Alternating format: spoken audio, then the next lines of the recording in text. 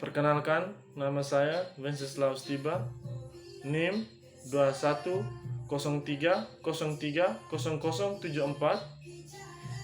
kelas C, semester 1, jurusan Sosiologi, Fakultas Ilmu Sosial dan Ilmu Politik.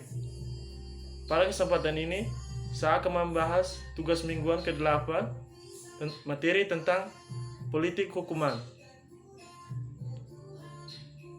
Bab 1, pendahuluan. A. Latar belakang. Penjara ada di mana-mana, namun tidak ada sama di semua tempat. Untuk semua yang terlihat universitas, penjara terus menampilkan tanda yang mengejutkan perbedaan dalam kedaulatan rakyat. Apa itu dilakukan sebagai hal yang wajar dalam suatu penjara, seperti kunjungan suami istri, interior modern, pergodaan literal atau aneh, sama sekali tidak dapat dijelaskan bahwa efisiensi hukuman penjara tidak sama dengan keadilan manusia.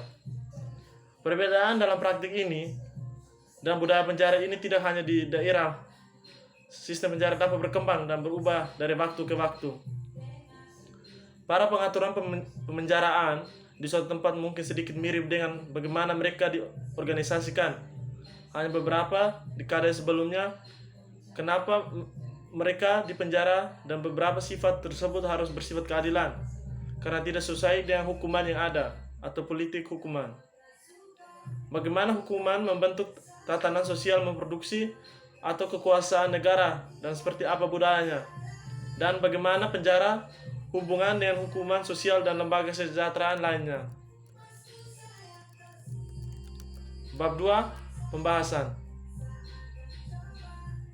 Yang pertama, budaya hukuman komparatif. 1. Membandingkan penjara. Apa yang terjadi pada seseorang setelah mereka dipenjara? Kondisi seperti apa? Mereka tinggal di mana? Jenis kegiatan apa yang berlangsung waktu dalam penjara mereka? Apa kebutuhan dan harapan terbuat dari tahanan? Dalam mempertimbangkan dengan benar ini, pertimbangkan pernyataan langsung. Kita menghadap ke sama pemandangan penjara serta sistem keadaan masyarakat serta keadilan sosial. Dan tidak sebagaimana, lalu apakah kita membandingkan penjara dengan penjara yang lain, dan itu membutuhkan tingkat abstraksi daerah.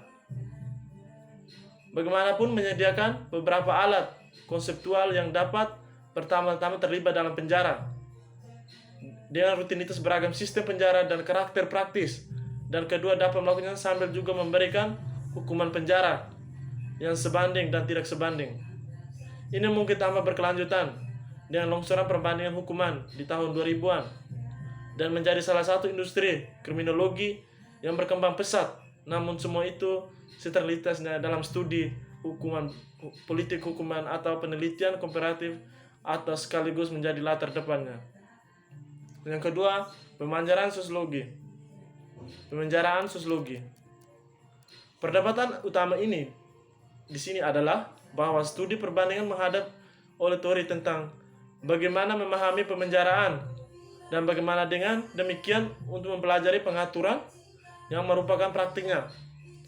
Oleh sebelum something yang amor seperti perdana, studi bidang telah cenderung mengembangkan konsep yang diperlakukan yang diiringi atau kita ingin membandingkan sistem penjara. Saya mengusulkan untuk memajukan komparatif penologi kita harus berkonsentrasi pada perkembangan yang konkret atau konsisten dan deskripsi yang tepat tentang penjara. Yang kedua, hukuman pastoral mengatasi sekitarnya pemenjaraan. Yang pertama, latar belakang, politik sosial dan budaya. Irlandia menjadi negara merdeka pada tahun 1922. Sejak awal sebagai kehidupan bangsa, budaya, politik dan sosial Irlandia yang didominasi oleh Katolik gereja. Saat kekuatan kolosal atau blok yang kepentingannya dalam undang-undang, kebijakan dan mekanisme dan sebagainya. Di Irlandia pada paruh pertama abad kedua, gereja dan pemerintah sering saling mendukung hubungan yang lis atau dicirikan sebagai konsisten damai.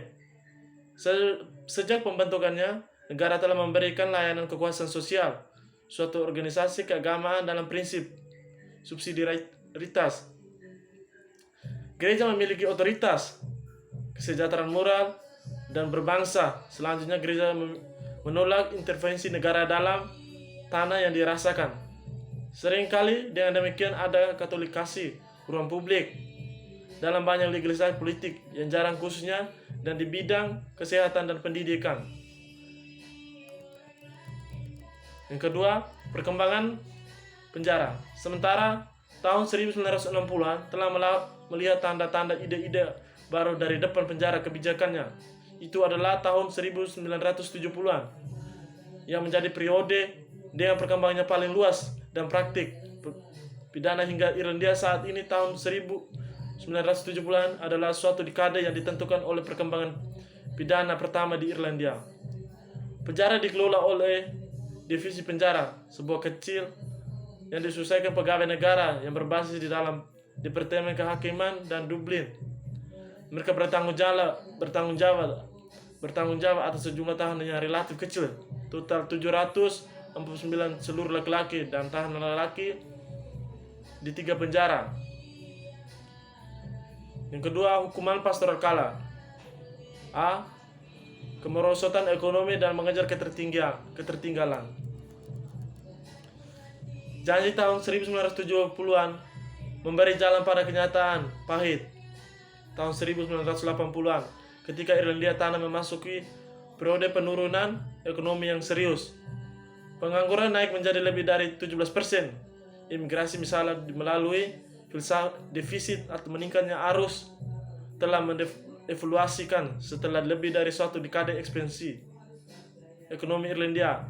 Spiral ke atas gerakan adalah masalah terbesar yang dihadapi bangsa dengan suatu dari 3 orang Irlandia, dan menerima kesejahteraan sosial. Dan sekarang juga masuk radar politik. Terjadi peningkatan kekerasan selama tahun 1980-an.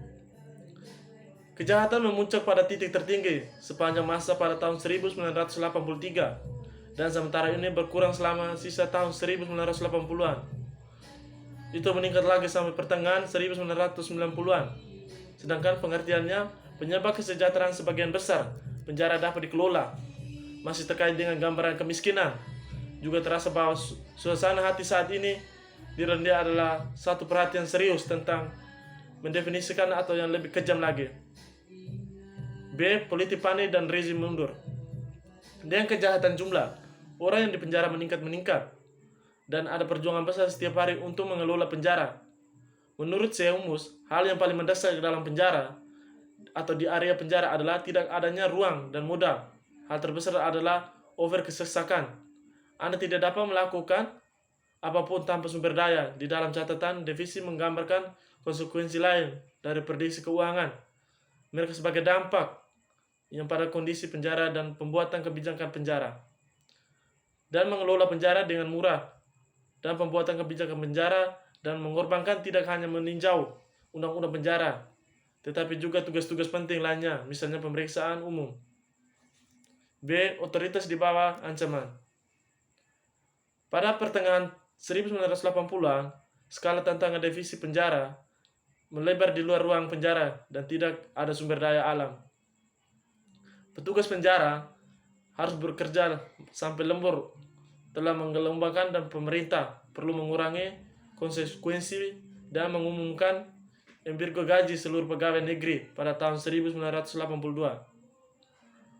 Hal ini dipenuhi tumbuh secara signifikan dalam kekuatan dan ukuran sejak tahun 1970-an dan memperoleh status serikat buruh pada tahun 1983, mendukung mereka untuk mogok yang digunakan secara teratur dan sering dengan peringatan ada kesempatan ketika petugas penjara menolak untuk membuka tahanan dari sel, mereka akan dikunjungan pengawasan pendidikan dan menggunakan bengkel atau rekreasi malam. Bab 3. Penutup. Kesimpulan. Hukuman pastoral telah memberikan ide-ide atau dari bab-bab di atas telah memecahkan banyak masalah, bagian, dan sistem penjara. Meskipun ide-ide bermetamorfosis dan bermutasi dan proses fragmentasi untuk memecahkan masalah-masalah pidana tersebut. Untuk membangun amnesti bergulir untuk mencegah kepadatan, Pemerintah pastoral melakukannya sekarang mengubah atau menjadi penjara sebagai manfaat dan pendekatan historis dan sosiologi mendukung apa yang disukai mengapa ide kehalangan relevansinya. Yang kedua, saran. Berdasarkan penjelasan bab berikut, ada beberapa saran yang menjadi masukan untuk mengembangkan yang harus kita sajikan dari berbagai bab berikut. Jika yang diberikan boleh bisa menggunakan bahasa Indonesia utuh, yang supaya mudah dipahami dan mudah dipelajari. Dan jika menggunakan bahasa Inggris, maka akan membuat kesalahan pendefinisian dan tidak mudah dipelajari terhadap materinya tersebut. Sekian dari saya ucapkan banyak limpah dan terima kasih.